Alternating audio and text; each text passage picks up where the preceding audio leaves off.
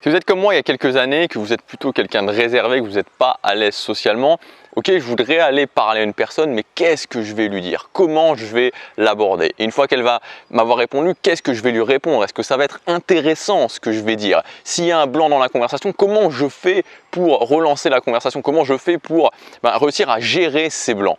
Et cette situation, je l'ai vécue plein de fois, peut-être que vous aussi, que ce soit en groupe. Moi, je me souviens, en groupe, en fait, j'étais paralysé et donc du coup je me déconnectais de la conversation.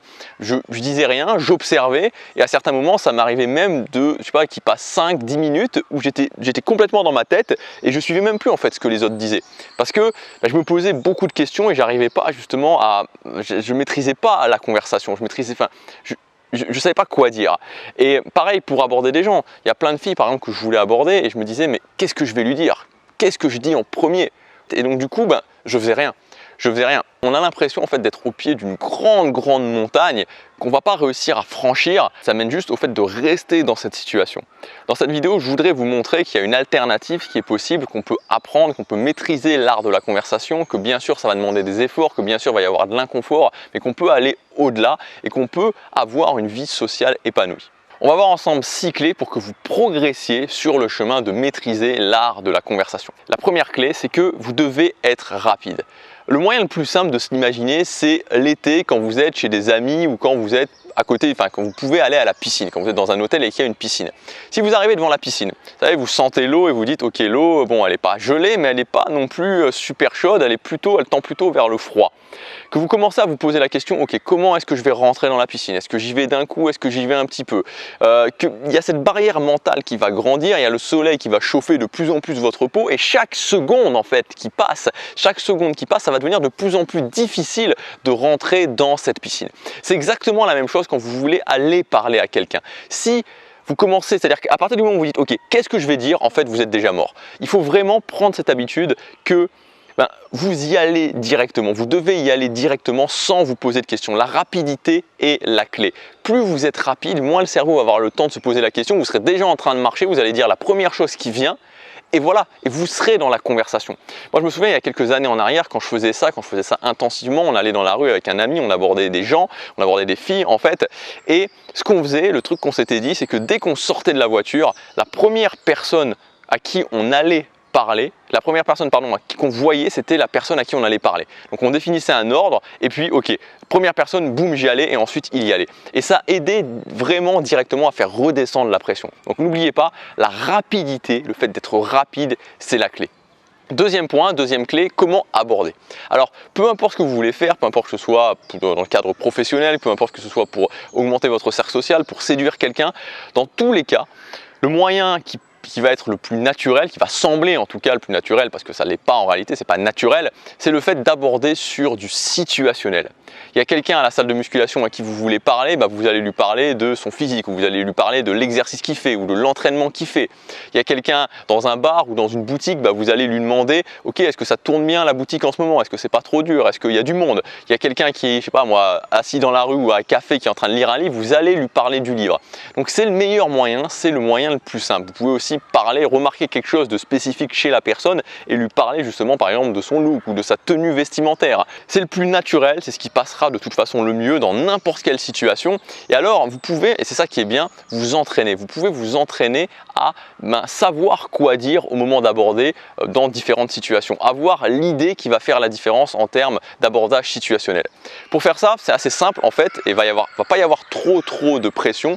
Il suffit simplement de vous dire tous les jours, par exemple quand vous allez au travail, quand vous êtes dans les transports en commun, quand vous faites vos courses, quand vous êtes au restaurant, dans n'importe quelle situation, de vous dire ok, cette personne-là, si je devais aller l'aborder, ok, j'y vais pas, j'ai pas de pression, mais si je devais aller l'aborder, qu'est-ce que je lui dirais? Et en faisant ça, en faisant cet exercice au quotidien, juste d'y penser sans le faire, vous allez augmenter votre qualité, votre faculté d'observateur, votre qualité d'observation et vous allez avoir de plus en plus d'idées et au bout d'un moment, vous le ferez naturellement. Donc faites ça, dites-vous, ok, je marche dans la rue, je vais au travail le matin, je vais aborder cette personne-là, qu'est-ce que je lui dis? Je vais aborder cette personne-là, qu'est-ce que je lui dis? Vous faites pendant 10 minutes, tous les jours, vous allez voir, ça va changer les choses. Troisième point, dans n'importe quelle situation, retenez bien que vous n'êtes pas là pour récolter de l'information. Ça veut dire quoi? Ça veut dire que si vous êtes dans la conversation depuis la personne avec depuis 2, 3 ou 4 minutes et que vous êtes capable d'écrire sa biographie, c'est qu'il y a un problème. C'est-à-dire que vous avez récolté trop d'informations. Si vous savez ce qu'elle fait, si vous savez où est-ce qu'elle va, si vous savez quelle est sa couleur préférée, la musique qu'elle préfère, etc., c'est pas bon. C'est pas bon du tout. Vous n'êtes pas un sondeur. Vous n'êtes pas là pour récolter un maximum d'informations, pour écrire un livre sur la personne. Vous êtes là pour passer un bon moment avec la personne. Et tout ce qui relève du niveau de l'information, ça ne fait pas passer un bon moment. C'est juste ennuyeux. Donc ne récoltez pas de l'information. Ce qui m'amène à la 4e clé et qui va vous permettre concrètement de faire ça, c'est de maîtriser les affirmations. Maîtriser les affirmations, ça veut dire arrêter de poser des questions. Ne dites pas à quelqu'un, ne demandez pas à quelqu'un qu'est-ce que tu fais dans la vie. Parce que si vous lui demandez qu'est-ce que tu fais dans la vie et qu'elle vous répond je suis professeur de mathématiques, bah voilà, c'est fini, vous n'avez plus rien à dire, ou alors vous pouvez toujours un petit peu improviser, mais ça ne sera pas aussi bien que si vous regardez la personne par exemple et que vous essayez de déduire. Vous dites ok, depuis le début de la conversation, là je vois que tu es en train d'essayer de m'observer, je vois que tu es en train d'essayer de m'analyser. Ah non, dis pas non, je le vois bien, Donc je pense que tu es psychologue. Je te vois bien comme psychologue, je te vois bien dans ton cabinet comme ça en train d'aider les gens, en train d'analyser les gens et d'essayer de les faire avancer dans la vie.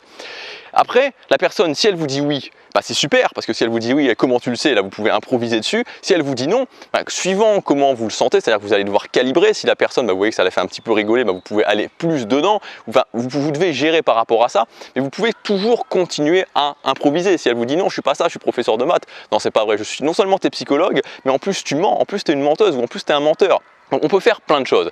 La clé, elle est vraiment dans le fait, je maîtrise les affirmations, donc je vais plutôt essayer de deviner, je vais plutôt essayer de dire ok, pas de poser une question, mais d'aller directement à ce que je pense, directement à ce que je crois, de faire des déductions, et ensuite par rapport à ça, je vais essayer de surfer dessus, je vais essayer aussi d'improviser. C'est important vraiment d'être capable d'allier les deux. Je fais une affirmation et j'improvise un petit peu dessus.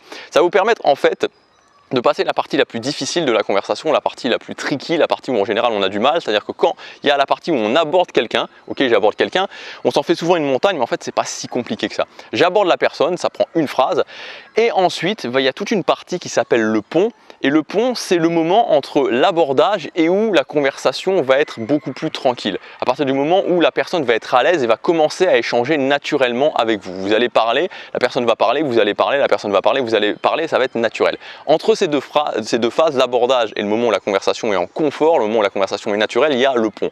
Et le pont, c'est cette partie où vous allez devoir plus parler, cette partie où vous allez devoir faire l'effort, cette partie où vous allez devoir montrer que vous êtes intéressant. Donc le fait d'être capable de faire des affirmations, le fait d'augmenter votre capacité à improviser, un petit peu comme si vous étiez au théâtre, quelque part un petit peu comme un théâtre d'improvisation, ça va grandement améliorer votre capacité de conversation et ça va vous permettre de passer cette phase du pont.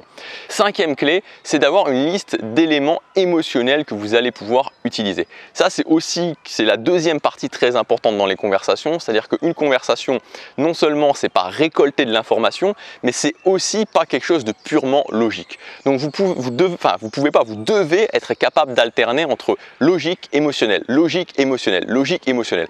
Moi je suis quelqu'un qui ne suis pas spécifiquement émotionnel, j'ai beaucoup de mal à faire ça, j'ai eu énormément de mal à faire ça. Je suis quelqu'un de très rationnel, quelqu'un qui aime bien trouver des solutions. Donc le moyen le plus simple que j'ai trouvé, c'est plutôt que de me dire il faut être naturel. Parce que ça aussi, c'est un grand truc au niveau social, il y a plein de coachs qui disent ça, il faut être naturel. Mais ça ne fonctionne pas d'être naturel. Être naturel, ça ne veut rien dire. Si vous êtes naturel et que vous n'êtes pas à l'aise socialement, vous allez juste faire n'importe quoi. C'est logique. C'est comme si, par exemple, je vous donne une guitare en main et que je vous dis ok, maintenant t'improvises et que vous ne savez pas jouer de la guitare. Vous allez strictement rien faire. Pour pouvoir improviser, pour pouvoir être naturel quand on improvise à la guitare, il faut maîtriser l'instrument, il faut maîtriser les gammes, il faut maîtriser les basiques et ensuite on peut commencer à improviser, on peut commencer à être naturel. C'est pareil dans le domaine social, il faut maîtriser les basiques et ensuite vous allez pouvoir improviser, ensuite vous allez pouvoir être naturel.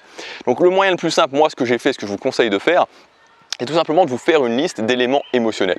Une liste d'éléments émotionnels, de comprendre ce que c'est, de les noter et petit à petit de les maîtriser, comme les histoires par exemple, et vous allez pouvoir, pendant la conversation, les ressortir. Et au début, vous allez y penser, au début, vous allez vous dire ok, il faut que je fasse ça maintenant, puis il faut que je fasse ça maintenant, il faut que je fasse ça maintenant. Et au bout d'un moment, tout comme l'improvisation à la guitare, vous allez vraiment maîtriser ces éléments et ils viendront naturellement. Et enfin, le 6e point, pour justement être meilleur dans l'art de la conversation, c'est tout simplement de ne jamais s'éjecter d'une conversation. Moi, c'est quelque chose que je faisais beaucoup, c'est-à-dire qu'on commence une conversation, on a abordé une personne et ça se passe bien et du coup on est content parce que ça se passe bien.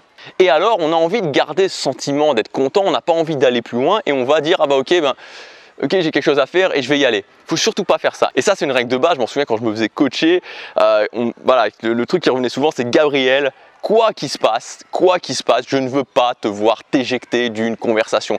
Tant que la personne ne part pas, tu restes. C'est une règle que vous devez appliquer, même si vous ne vous sentez pas à l'aise, même si vous ne savez pas quoi dire, même s'il y a un blanc énorme. Quand vous avez commencé une conversation, vous ne partez pas, vous restez. S'il y a quelqu'un qui doit partir, c'est la personne. Et vous allez voir qu'en fait, rien que de faire ça, ça aide énormément parce que les gens ne vont pas avoir tendance non plus à partir. Et puis, il va y avoir un blanc, admettons, il y a un blanc et puis ça va reprendre. Et vous allez souvent avoir de bonne surprise, une conversation où vous serez parti, en fait, vous allez juste rester, ça va continuer et à la fin, vous allez pouvoir arriver à votre objectif de revoir la personne, de la faire rentrer dans votre cercle social, d'avoir, je sais pas moi, de la revoir pour un rendez-vous amoureux ou autre. Voilà pour ces 6 clés, mettez-les en pratique, je vous assure que si vous intégrez ça dans vos conversations, vous allez voir la différence, vous allez voir que d'un coup, vos conversations vont être beaucoup plus intéressantes, vont être beaucoup plus émotionnelles, les gens vont être beaucoup plus réceptifs à ce que vous allez dire. Pour ceux qui veulent aller plus loin, pour ceux qui veulent avoir toutes les étapes précises, comme par exemple le fait d'avoir la liste des éléments émotionnels qu'on peut intégrer dans ces conversations, vous pouvez accéder au pack social, donc ce pack il est disponible jusque demain. Vous avez 392 € de réduction sur ce pack social. Vous avez tout le détail en cliquant sur le lien dans la description ou sur la fiche juste ici. Dans ce pack, vous retrouverez notamment la formation dynamique sociale.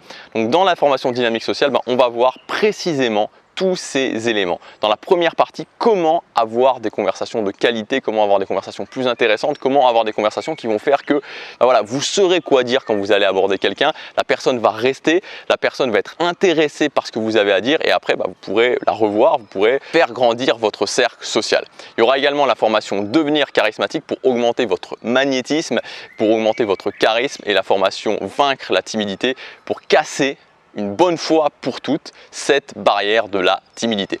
Vous avez tout le détail avec le premier lien dans la description. Je vous dis à demain, passez à l'action, chaque jour compte.